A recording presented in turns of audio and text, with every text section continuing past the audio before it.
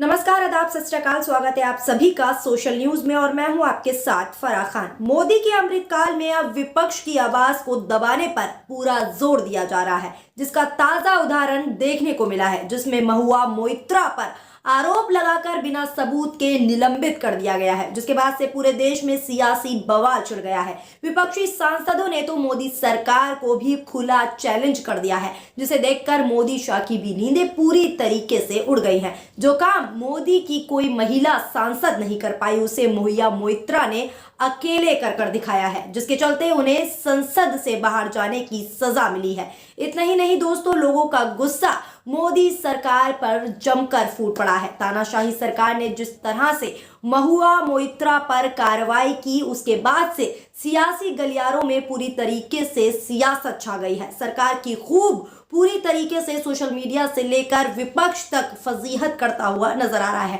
पहले आप वो सुनिए कि क्या कुछ महुआ मोइत्रा द्वारा कहा गया है और कैसे वो खुले तौर पर मोदी सरकार को खुला चैलेंज देती हुई नजर आ रही है। You tell me I have compromised national security with a login portal? Mr. Adani is buying all our ports, all our airports, and his shareholders are foreign professional investors, and the Ministry of Home Affairs is giving them clearance to buy all our infrastructure. Ramesh Biduri stands up in Parliament and says to Danish Ali, he's one of 26 Muslim MPs, only one of 26. In a country of 200 million Muslims, the BJP has 303 MPs and has not sent one Muslim to Parliament. Ramesh Biduri stood up and told Danish Ali, ye bhadwa, ye katwa, no action has been taken. Nothing has been taken. You hate minorities. You hate women. You detest Nari Shakti. You cannot handle power and authority. I'm 49 years old. I will fight you for the next 30 years inside parliament, outside parliament, in the gutter, on the streets. सुना आपने। अब आपको वो video भी दिखा देते हैं जिसके अंदर महुआ मोइत्रा ने अडानी पर भी हमला बोला था। साथ ही उन्होंने मोदी सरकार की बखिया तक उखेड़ कर रख दी थी। उन्होंने संसद के अंदर कहा था कि सवाल ये नहीं है बस्तियां जलाई किसने, सवाल ये है कि पागल के हाथ में माचिस थमाई किसने। इसका वीडियो भी आप देख लीजिए कि क्या कुछ वो संसद के अंदर कहती हुई नजर आई थी। सवाल ये नहीं है कि बस्तियां किसने जलाई, सवाल यही है कि पागल के हाथ में माचिस किसने दी। This is a question that India needs to answer.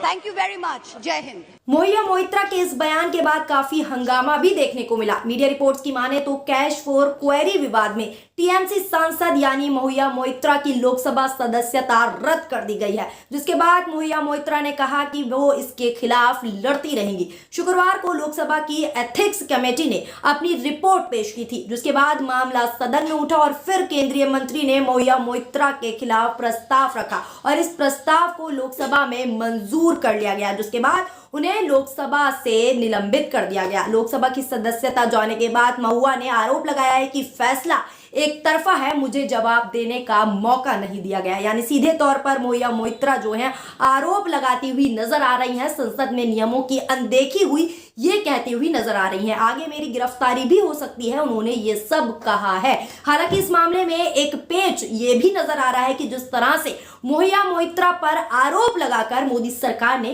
कार्रवाई तो कर दी, लेकिन अभी तक जिस मुस्लिम सांसद के खिलाफ संसद के अंदर ही विवादित टिप्पणियां की गई, उसे अभी तक निलंबित नहीं किया गया है, कोई एक्शन नहीं लिया गया है। जी हाँ दोस्तों, आप समझ ही गए होंगे हम किसकी बात कर रहे हैं। हम बात कर रहे हैं दानिश अली की, जिन्हें रमेश भिदुड़ी ने संसद में सबके सामने अपशब्द कहे थे, लेकिन लोकसभा स्पीकर ने ना कोई कार्रवाई की और ना ही कोई एक्शन लिया गया रमेश भिदुड़ी के ऊपर। वहीं दूसरी ओर महुआ मोइत्रा पर जल्दबाजी करते हुए उन्हें संसद से निलंबित कर दिया गया। तो देख लीजिए किस तरीके से बदलाव हो रहा है, किस तरीके से बर्ताव किया जा रहा है सांसदों के साथ। इस मामले में कांग्रेस से लेकर तमाम दलों ने आवाज उठाई है। कांग्रेस नेता सुप्रिया श्रीनेत ने भी ट्वीट किया है और उन्होंने ट्वीट करते हुए लिखा है कि महुआ मोइत्रा का निष्कासन मोदी सरकार के अंदर का डर और अडानी के सामने नतमस्तक होने का प्रमाण है। ये फैसला विरोधाभास है, भरा हुआ है। यानी ये जो फैसला किया गया है उन्हें निलंबित करने का, वो विरोधाभास से भरा हुआ है।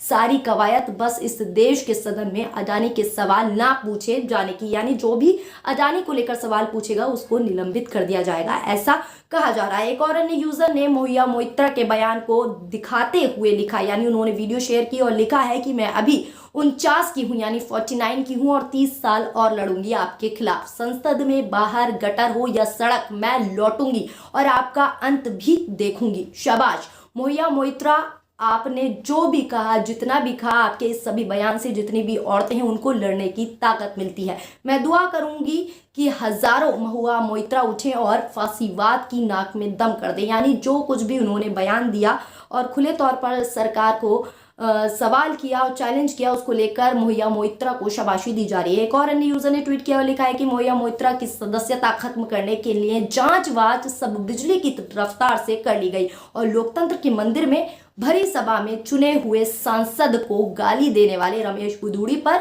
वही सिस्टम, वही स्पीकर, वही सरकार सन्नाटे में है। इतिहास इस पक्षपाती, दमनकारी और अहंकारी रवैये को याद रखेगा। यानी किस तरीके से पक्षपात हो रहा है ये याद रखेगा इतिहास, ऐसा भी कहा जा रहा है सोशल मीडिया पर। मोदी सरकार और अडानी पर जो भी सवाल उठा रहा है उसे सरकार दरकिरार करने में पूरी तरीके से उतारू हो चुकी है।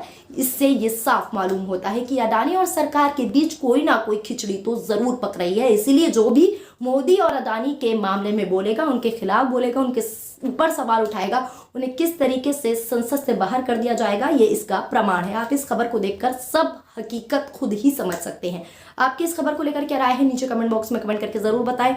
वीडियो पसंद आई हो तो वीडियो को लाइक करें और हमारे चैनल सोशल न्यूज को सब्सक्राइब भी करें। शुक्रिया, धन्यवाद, नमस्कार, जय हिंद, जय भारत। चैनल को लाइक, शेयर एंड सब्सक्राइब करें और बेल आइकन दबाना ना भूलें।